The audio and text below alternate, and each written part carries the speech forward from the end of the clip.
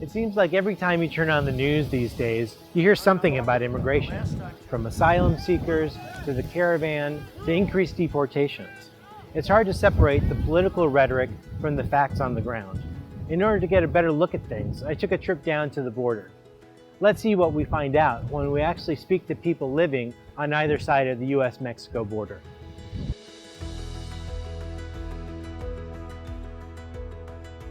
I'm J.D. Long-Garcia, a senior editor at American Media. I head up our efforts to report on U.S. Latinos in the Catholic Church. Immigration is a big part of that. I talked to 3 individuals from the faith community for their perspective on border security. At one of my stops, I spoke with Pastor Mike Smith from the Holding Institute, United Methodist outreach to those in need. What I would like people to understand is that the border itself, it's a physical demarcation of something that is very fluid. Because if you live on the border, you understand that it's just a line that somebody drew, you know. But if you live on the U.S. side in Laredo, you have family and friends that live on the Mexican side, and vice versa. And we've always seen that as just going back and forth, going back and forth. Pastor Mike also told me how life on the border can be isolated. You cannot leave in any direction without going through Border Patrol checkpoint. That's been the case for decades. Immigration enforcement and community life coexist, and not without tensions. At least for my lifetime, we've had very high law enforcement presence in most border communities. And they've always given varying reasons, you know, but most of at the end, it's to protect you, to keep you safe. Heavy law enforcement presence.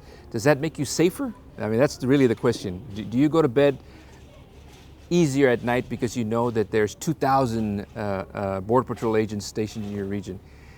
I don't know. I couldn't answer that question, but I know personally, sometimes it feels heavy.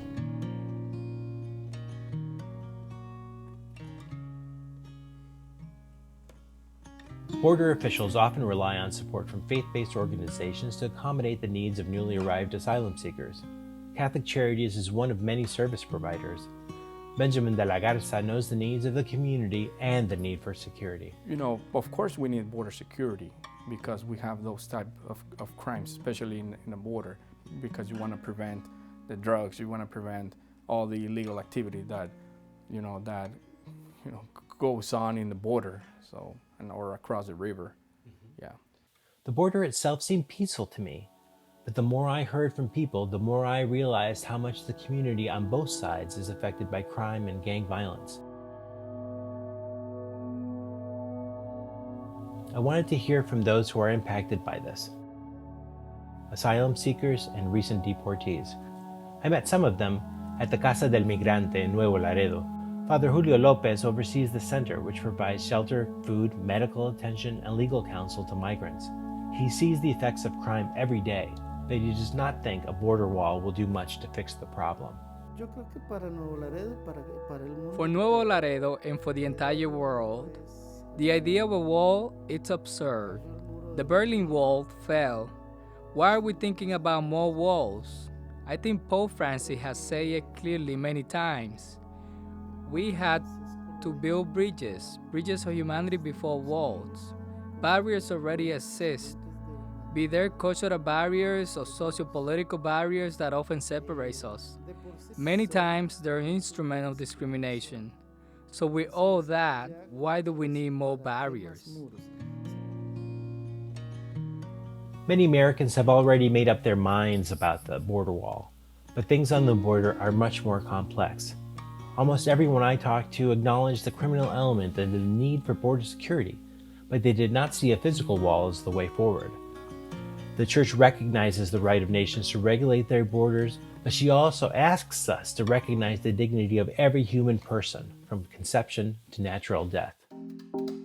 Thanks for watching our video.